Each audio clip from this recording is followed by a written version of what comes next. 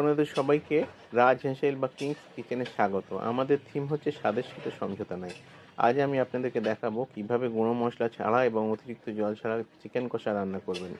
ভেজালের পরিমাণ বেড়ে যাওয়া গুঁড়ো মশলা এবং অতিরিক্ত জল ব্যবহার করব না। এই রান্নার জন্য আমাদের দরকার 1 কেজি চিকেন, 50 গ্রাম আদা, 50 গ্রাম ছড়ানো রসুন, গোটা কয়েক কাঁচা লঙ্কা, দুটো মাঝারি মাপের পেঁয়াজ, 2 চামচ ধনে, 4 চামচ কাজু, 200 গ্রাম দই। মশলাগুলোকে একটা গ্রাইন্ডের সাহায্যে বেটে নেব। 1 কেজি ধুয়ে জল ঝরানো চিকেনে মশলাগুলো, দই, 1.5 চামচ লবণ আর 2 চামচ সর্ষের তেল দিয়ে মেখে একটা ফুটো জালওয়ালা গামলার মধ্যে ঢেলে নিলাম। আধ ঘন্টা ম্যারিনেট করে নিলাম। এইভাবে রাখলে মাংসের সমস্ত জল আলাদা হয়ে যায়, মাংসটা শুকনো হয়ে যায়। আর শুকনো মাংস হলে কষতে অনেক সুবিধে।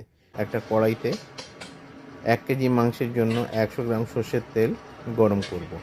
গুঁড়ো মশলা ব্যবহার না করায় মাংসে রং সাদা হবে, তাই খানিকটা চিনি ক্যারামেল করে নিলাম। এইতেই রংটা লাল হয়ে যাবে। এরপর তেলে গোটা গরম মশলা, দুটো তেজপাতা দিয়ে নাড়তে থাকলাম। এরপর দুটো গোটা পেঁয়াজ, কুচিয়ে নেওয়া পেঁয়াজ দিয়ে ভেজে নিলাম এবং ম্যারিনেট করা মাংস দিয়ে কষতে শুরু করলাম। খানিকক্ষণ কষার পরেই মাংস থেকে তেল আলাদা হয়ে যাবে।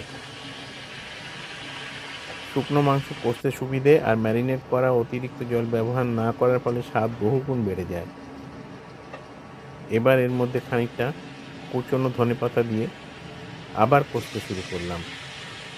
এইভাবে কষিয়ে নেওয়ার পর মশলা দইয়ের জল দিয়ে মিনিট 15 ফুটিয়ে নামিয়ে নিলাম। শেষে 1 চামচ ঘি আর খানিকটা কেওড়া জল মিশিয়ে নিলাম। রান্না ভালো লাগলে লাইক, শেয়ার ও সাবস্ক্রাইব করে অবশ্যই পাশে থাকবেন। ধন্যবাদ। পরবর্তী রান্নাগুলো দেখার জন্য অবশ্যই সাথে থাকুন।